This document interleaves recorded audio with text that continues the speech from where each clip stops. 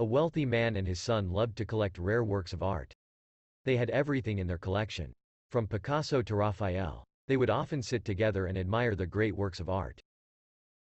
When the Vietnam conflict broke out, the son went to war. He was very courageous and died in battle while rescuing another soldier. The father was notified and grieved deeply for his only son.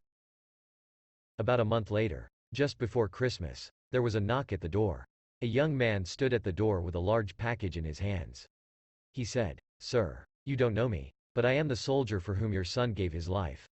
He saved many lives that day. And he was carrying me to safety when a bullet struck him in the heart and he died instantly.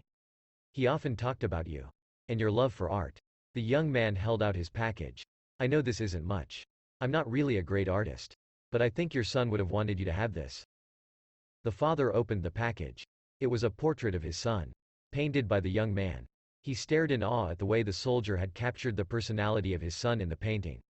The father was so drawn to the eyes that his own eyes welled up with tears. He thanked the young man and offered to pay him for the picture. "Oh, no sir. I could never repay what your son did for me. It's a gift." The father hung the portrait over his mantle. Every time visitors came to his home he took them to see the portrait of his son before he showed them any of the other great works he had collected. The man died a few months later.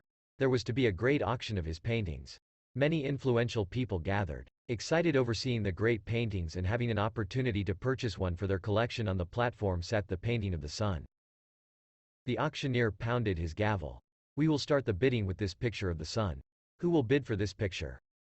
There was silence. Then a voice in the back of the room shouted, "We want to see the famous paintings. Skip this one." But the auctioneer persisted. "Will someone bid for this painting? Who will start the bidding? $100. $200? Another voice shouted angrily, "We didn't come to see this painting. We came to see the Van Goghs. The Rembrandts. Get on with the real bids." But still the auctioneer continued. The son. The son. Who'll take the son?" Finally, a voice came from the very back of the room.